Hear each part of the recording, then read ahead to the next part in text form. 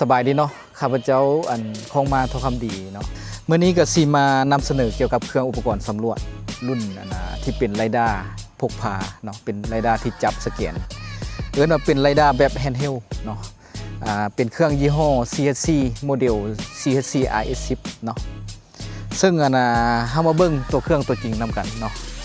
เฮามาเปิดกล้องเบิ่งเนาะเฮามาเบิ่งภายในตัวเครื่องเนาะในสุดที่ให้มาในสุดสแตนดาร์ดของมันก็คือจะมีอันแรกเนาะจะมีตัวแบตเตอรี่เนาะให้มา3ก้อนเนาะแบตเตอรี่ให้มา3ก้อนแล้วจะมีฐานสำหรับซากแบตเตอรี่เนาะฐานซากแบตเตอรี่มันจะเป็นคือกันกับฐานซากของเครื่อง RTK เนาะสามารถใช้แทนกันได้เนาะเป็นฐานฮับที่สามารถซาก4ก้อนพร้อมกันได้เนาะแล้วก็จะมีอะแดปเตอร์ปล่อยไฟเข้าเนาะแล้วก็มีคอนโทรลเลอร์เนาะคอนโทรลเลอร์จะเป็นแท็บเล็ตที่เป็นระบบ Android ตัวนี้นี่แม่นสามารถลงแอปพลิเคชันเพิ่มเติมได้นะสิเป็นWhatsApp WeChat Line Facebook หรือว่าลงแอป Landstar ต่อกับตัว RTK เนาะส่วนแอปที่ใช้กับตัวสแกนแม่นจะเป็นแอปSmart Go เนาะเป็นของค่าย CHC เองเนาะแต่เป็นแอปสำหรับควบคุมตัวเครื่องสแกนตัวนี้เนาะแล้วก็จะให้มามีสาย Type C เนาะสำหรับโหลดข้อมูลแล้วก็สำหรับซากแบตเตอรี่แล้วก็รวมทั้งมีอะแดปเตอร์พร้อมเนาะแล้วก็จะมีตัวสำหรับจับยึดตัวคอนโทรลเลอร์เนาะสำหรับจับยึดคอนโทรลเลอร์ตัวนี้สำหรับติดกับตัวชุดสแกนหรือว่าติดกับหลักปูนเนาะแล้วตัวนี้จะเป็นฐานตั้งเนาะกรณีเวลาเราตั้งเครื่องไว้ตัวนี้ปิดฐานตั้งเนาะจะเอาตัวนี้วางไว้เนาะแล้ววันนี้เรามาเบิ่งสุดตัวเครื่องตัวจริงเนาะอันนี้เป็นตัวหน้าตาตัวจริงของเครื่องสแกนเนาะซึ่งตัวเครื่องสแกนจะเป็นการอินเทอร์เกรตเข้ากันระหว่างเครื่อง RTK กับตัว SLAM Scanner หรือว่าตัว LiDAR เนาะก็คือภาคส่วนตัวนี้เนาะจะเป็นหัว RTK Receiver เนาะตัวนี้เปรียบเสมือนตัว RTK เครื่องใช้แบบนี้เนาะเปรียบเสมือนอันเดียวกันเพียงแต่เขาพัฒนาปรับปรุงเพิ่มตัวสแกนเข้ามาอยู่นำกันเนาะว่าตัว RTK ตัวเดิมๆที่เราใช้เนาะก่อนที่เราจะเก็บข้อมูลเราต้องจับตัว RTK ไปตั้งจิ้มเอาทีละพอยต์เนาะแต่ตัวนี้เขาเปลี่ยนจากการตั้งจิ้มทีละพอยต์เป็นการติดตั้งตัวสแกนเนอร์เข้าไปเนาะตัวสแกนตัวนี้จะสแกนรอบทิศทางเนาะ360แทนการตั้งจิ้มทีละพอยต์เป็นการโต้ RTK ตัวนี้ให้ฟิกแล้วย่างมันจะสแกนเอาทุกอย่างที่อยู่รอบเนาะจะได้ทั้งพอยต์หน้าดินพอยต์อาคารต้นไม้ทุกสิ่งทุกอย่างจะได้ทั้งหมดเนาะเป็นการผสมผสานกันทั้ง2อันเนาะเอิ้นกันง่ายๆก็คือเป็น RTK ผสมกับ SLAM Scanner เนาะผสมเข้ากันเนาะสิตั้งตัวเครื่องนี่ให้เบิ่งเนาะก็คือในตัวเครื่องเนาะจะมีตัวเลนส์กรองให้มา3เลนส์ตัวนี้แม่นสำหรับถ่ายภาพเพื่อประมวลผลให้ได้เป็น4 point เป็น4จริงเนาะตัวเลนส์ตัวนี้ส่วนตัวนี้เป็นตัวหน้าตาตัวสแกนเนาะแล้วก็จะมีหน้าตาตัวเครื่องก็จะมีคร่าวๆประมาณนี้เนาะแล้วก็ด้านลุ่มมีซ่องใส่แบตเตอรี่เนาะเวลาใช้งานก็แม่นสามารถเปิดเครื่องโตแล้วก็สามารถสแกนได้เลยเนาะได้ว่าเป็นการพัฒนาต่อเติมขึ้นมาจาก RTK ดั้งเดิมเนาะเป็นการพัฒนาต่อเติมตัวนี้ขึ้นมาเนาะจากที่ไปเก็บข้อมูล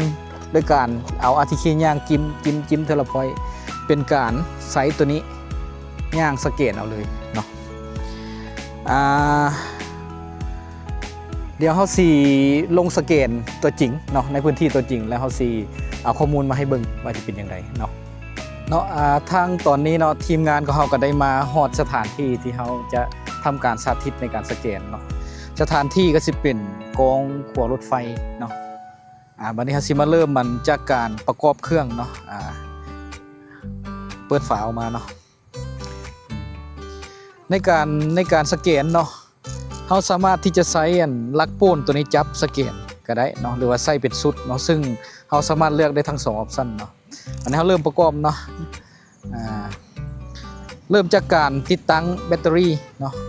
แบตเตอรี่ที่เป็นเครื่องสแกนเราสามารถเบิ่งเปอร์เซ็นต์ของแบตเตอรี่ได้เนาะสามารถกดปุ่ม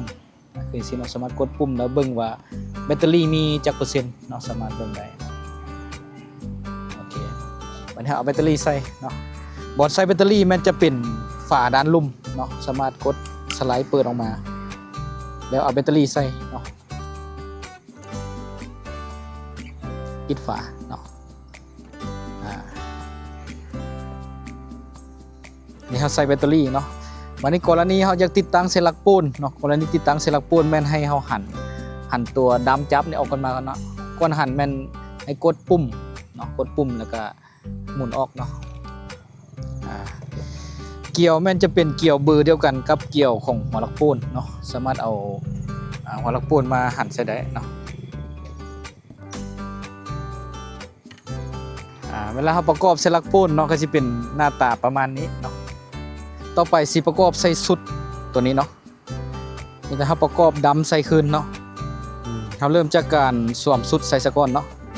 สุดจะเป็นสุดคล้ายๆกับสุดเกาะเนาะสามารถสวมใส่ประกอบเป็นสุดหน้าหลัง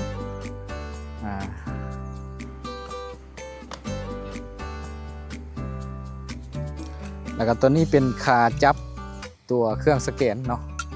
มีทับปินอย่างนี้เนาะเอาล็อกครับตัวบอดี้ของเขาเนาะหลังจากนั้นเราทำการประกอบดำจับเนาะดำจับใส่กับตัว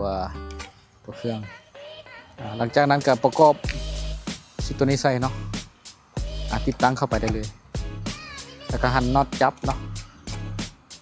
เวลาประกอบจะเป็นประมาณนี้เนาะแล้วบัดนี้เราประกอบสุดคอนโทรลเลอร์เนาะสุดคอนโทรลเลอร์แล้วก็หันล็อกสามารถปรับให้พอดีพอเหมาะตามความถนัดได้เนาะสำหรับสุดตัวจับคอนโทรลเลอร์แล้วก็ตัวเครื่องตัวนี้คือกันเนาะสามารถปรับขึ้นสูงต่ำได้ตามความถนัดเนาะแต่ว่าดีเทลแนะนำให้เอาขึ้นสูงเพื่อให้ตัวนี้เนาะได้รับสัญญาณดาวเทียมเต็มที่แล้วก็เฮ็ดให้มุมมองด้านการสแกนได้ดียิ่งขึ้นเนาะสามารถไม้น็อตแล้วก็ปรับขึ้นหลังจากนั้นเราก็เปิดเครื่องเนาะเปิดทางคอนโทรลเลอร์แล้วก็เปิดทางตัวเครื่องสแกนย้ำอีกหน่อยนึงเนาะก็คือตัวเครื่องสแกนสามารถเฮ็ดเรียกได้2โหมดเนาะสิเป็นโหมด PPK กับโหมด RTK เนาะถ้าเป็นโหมด RTK แม่นได้เพียงแต่ผ่านช่องทางเน็ตเวิร์กก็คือผ่านช่องทางระบบการเชื่อมต่อแบบ COS เนาะแล้วก็อีกอันที่2เนาะก็สิเป็นใช้งานแบบ PPK ก็คือเราตั้ง static เนาะตั้ง static แล้วก็เอา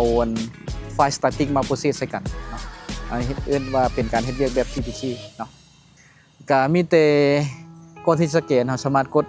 ดำเนินการสแกนได้เลยเนาะกดปุ่ม start แล้วก็ใส่ชื่อโปรเจกต์แล้วก็สามารถสแกนได้เลยเนาะแล้วมันจะให้เลือกว่าโหมดที่เราสแกนมันเป็นพื้นที่แบบใดเนาะมันจะมีพื้นที่ indoor outdoor หรือว่า indoor อย่างเดียวหรือว่า outdoor อย่างเดียวแต่สถานที่ที่เราสแกนเดี๋ยวนี้จะเป็น outdoor อย่างเดียวเลือก outdoor เนาะอยากติดเลือกเนาะตัวเครื่องมันจะทำการประมวลผลซะก่อนเนาะสักประมาณ20 วิเนาะแล้วหลังจากนั้นก็สามารถดำเนินการสแกนได้เลยเนาะวันนี้เราสิดำเนินการสแกนเนาะ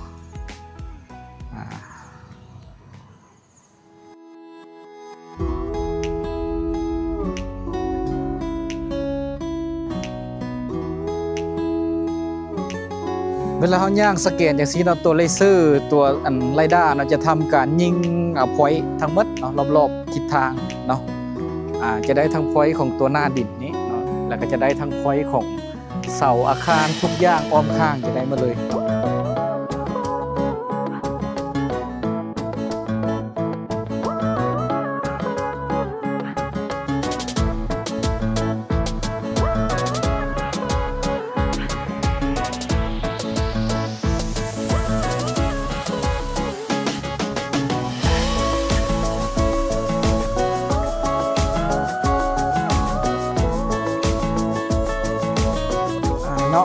คร่าวๆก็จะมีประมาณนี้เนาะเกี่ยวกับการสแกนเนาะต่อไปก็สิไปเบิ่งข้อมูลเนาะที่ได้จากการสแกนเนาะหลังจากที่ได้สำเร็จการสแกนอยู่ภาคสนามเนาะต่อไปเฮาสิเป็นการเอาข้อมูลมาประมวลผลเนาะในการประมวลผลเนาะเฮาขอแนะนำให้ใช้คอมพิวเตอร์ PC เนาะสเปคแรงเพราะว่าเนื่องจากข้อมูลที่ได้จากตัวสแกนมันจะเป็นข้อมูล point cloud เนาะเป็นข้อมูลที่หนักหลายเนาะถ้าเป็นคอมทั่วไปนี่ก็สิบ่ไหวเนาะก็อาจจะได้อยู่สำหรับอันโปรเจกต์น้อยๆเนาะแต่เวลาเฮ็ดโครงการจริงแนะนำให้ใช้เป็นคอม PC เนาะบัดนี้การที่เขาจะเอาข้อมูลออกเนาะก็มีแต่เอาตัวเครื่องออกมาเนาะอันนี้เป็นตัวเครื่องเนาะแล้วก็ใช้สาย USB Type C ที่แถมมาในกล่องเนี่ยเนาะเพื่อเสียบแล้วก็ copy เอาข้อมูลออกมาได้เลยเนาะสายให้มา2เส้นเนาะเดี๋ยวสีเอาเครื่องออกมาก่อนเนาะตอนนี้เราก็ได้เอาเครื่องอุปกรณ์ออกมาเนาะก่อนที่เราสิโหลดข้อมูลก็จะเป็นการเสียบสาย USB Type C เนาะจะมีหู Type C อยู่นี้เนาะแล้วก็ต่อสายมาเสียบเข้ากับคอมพิวเตอร์ของเราเนาะแล้วก็จะเป็นการ copy ไฟล์ออกซื่อๆเนาะจะขั้นตอนการโหลดเป็นเพียงการ copy ข้อมูลออกเนาะหลังจากที่เราได้เสียบสายเข้าสู่คอมพิวเตอร์เนาะมันจะโชว์เป็นช่องความจำอย่างนี้เนาะความจำชื่อช่องเป็นช่อง slam เนาะทีนี้เราดับเบิลคลิกเข้าไปเนาะแล้วเข้าไปเอาไฟล์ออกนี่เนาะแล้วโปรเจกต์ที่เราสเกตมันจะเป็นโฟลเดอร์อย่างนี้เนาะโฟลเดอร์จะโชว์เป็นวันที่เดือนปีเนาะอันนี้ข้อมูลที่เราสเกตมันจะเป็นข้อมูลของเมื่อวานวันที่25เดือน8เนาะเราจะเอาเฉพาะตัวเวียกตัวล่าสุดเนาะสเกตเขามีจักครั้งที่สตาร์ทสแกนมันก็จะโชว์เป็นโฟลเดอร์อย่างนี้เนาะแต่นี้ตัวนี้เขาตัวอย่างเนาะจะเอาออกมา1โฟลเดอร์เนาะมีสามารถคลิกขวา copy เอามาวางไว้อยู่บนไหนก็ได้เนาะเดี๋ยวเอาซีออกมาไว้อยู่หน้าจอเดสก์ท็อปเนาะสร้างโฟลเดอร์ใหม่เก็บข้อมูลมาวางไว้อยู่นี้เนาะหลังจากที่ได้copy ข้อมูลแล้วเนาะเราเปิดซอฟต์แวร์ที่ใช้ในการ process แม่นซอฟต์แวร์ของ CSC เนาะชื่อซอฟต์แวร์Coplay เนาะ Coplay นี่เปิดโปรแกรม Coplay ขึ้นมาเนาะหลังจากเราเปิดโปรแกรมขึ้นมาเนาะแล้วเราสร้างโปรเจกต์ใหม่เนาะเข้า create new เนาะปึ๊บเราตั้งชื่อโปรเจกต์เนาะตั้งชื่อโปรเจกต์อันนี้เราสิบ่เปลี่ยนชื่อเนาะแล้วก็ project data เนาะอันนี้แม่นข้อมูลที่เราสแกนได้คลิกเข้าไปแล้วก็นำไปหาไฟล์ข้อมูลของเราเนาะเลือกเป็น import from disk เนาะแล้วก็ข้อมูลของเรามันอยู่หน้าจอ desktop เนาะอยู่โฟลเดอร์ new folder นี่เนาะคลิกเลือกเอาโฟลเดอร์ไปคลิก select open folder เนาะแล้วก็คลิกโอเคไปเนาะอยู่นี่มันแจ้งว่าโฟลเดอร์มียาว่างหมายความว่าที่เกี่ยวข้องบ่ให้มียาว่างย้อนว่าตัว new folder นี่มันมียาว่างสิเปลี่ยนตัว new folder นี่บ่ให้มียาว่างโอเคไปเนาะแล้วก็กดโอเคไปอีกเนาะอันนี้จะเป็นแหล่งข้อมูลออกเนาะเฮาสิปะไปตาม default มันอยู่ในช่อง D folder Coplay workspace เนาะคลิก create เนาะแล้วก็ต่อไปสิเป็นการเซตค่าระบบพิกัดหรือว่า coordinate projection เนาะprojection coordinate system เราติ๊กเลือกเอาเนาะแล้วก็มาปรับค่าพิกัดเนาะเข้า3จำเลยเนาะคราวนี้เราเริ่มจากตั้งค่า ellipsoid เนาะสิเป็น WGS80 เนาะ projection เนี่ยเราเลือกเป็น UTM โซน48เนาะอยู่นี่เนาะแล้วก็อันอื่นๆมีอย่างเดมีตัว Geoid model เนาะ Geoid model สิใช้เป็นอยู่นี่มี Geoid 2008เนาะใช้ Geoid 2008โอเคไปเนาะกดโอเคไปเนาะวันนี้เรามาแสดงข้อมูลเนาะหมายความว่าข้อมูลเราสามารถ process แบบ PPK หรือว่าแสดงข้อมูลเป็น RTK เลยเนาะข้อมูล real time ถ้าเป็น real time สามารถเปิดได้เลยแต่ถ้าหากว่าข้อมูลที่เป็น PPK ต้องไปโหลดเอาไฟล์ static ของโค้ดมา process เนาะแต่ถ้าเราตอนสำรวจเราโตเป็น RTK fix อยู่แล้วมันสามารถใส่ข้อมูลได้เลยเนาะไม่ได้คลิกเลือกแล้วก็คลิกขวาเนาะแล้วก็เลือกload real time data เนาะกดโอเคไปเนาะ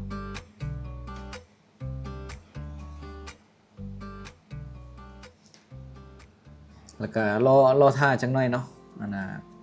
เรื่องการโหลดในความไวจะขึ้นกับสเปคของคอมพิวเตอร์เนาะหลังจากนั้นข้อมูลออกมานะจะเป็น point cloud ทั้งหมดเนาะสามารถหมุนปริ้นเบิ่งโมเดลจังซี่ได้เนาะ ข้อมูลจากสแกนก็คือกันกับข้อมูลที่ได้มาจากโดรนเนาะเพียงแต่ว่าตัวนี้เป็นข้อมูลจากมุมมองทางลุ่มเนาะเราสามารถเอาข้อมูลตัวนี้มาผสมกันกับข้อมูลที่ได้จากโดรนก็ได้เนาะเพราะว่าตัวที่ได้จากโดรนนี่อุปสรรคก็คือเราบ่สามารถได้ข้อมูลในมุมมองที่เป็นด้านลุ่มคือจังซี่เนาะมองขึ้นไปเพราะโดรนมันจะบินจากด้านทึงเนาะมันจะได้ข้อมูลจากมุมมองด้านทึงแต่ว่าด้านลุ่มจะบ่ได้เนาะนี่เป็นสีแบบ True Color เนาะหรือว่าสีRGB เนาะเป็น Point Cloud ทั้งหมดนี้จะเป็น Point ที่มีพิกัดเนาะสามารถเอาออกไปนำใช้ในการคำนวณอย่างต่างๆได้เหมือนเนาะและข้อมูลที่ได้เนาะสามารถ export ออกไปเป็นไฟล์นามสกุล .last คือเดียวกันกับข้อมูลที่ได้จากโดรนที่เป็นระบบเรดาร์เนาะสามารถเอามาผสมใส่กันได้เนาะแล้วก็ว่าข้อมูลเหล่านี้เนาะมันจะเหมาะกับงานสำรวจที่ในพื้นที่ที่เข้าถึงยากเนาะเช่นว่าสำรวจเอาแผนผังตัวเมืองเวลาเราอยากได้ข้อมูลที่มันแทรกเข้าไปในห้อมในซอยน้อยๆเนาะหรือว่าสำรวจสแกนในอุโมงค์ในที่ที่แบบเราใช้โดรนบินเข้าไปบ่ได้เนาะมันจะใช้ตัวนี้จับไปสแกนเนาะแล้วเอาข้อมูลมาผสมผสานมาต่อเติมใส่กันกับข้อมูลที่ได้จากโดรนเนาะจึงจะกลายเป็นข้อมูลที่สมบูรณ์แบบเนาะก็คร่าวๆก็มีประมาณนี้เนาะถ้าหากท่านใดสนใจเนาะสามารถติดต่อมาสอบถามหรือว่าแลกเปลี่ยนบทเรียนหรือว่าสามารถนัดกับทีมงานเฮาเพื่อสาธิตการนำใช้ตัวจริงหรือว่าลงรายละเอียดเพิ่มเติมได้เนาะก็สิมีประมาณนี้เนาะขอขอบใจเนาะ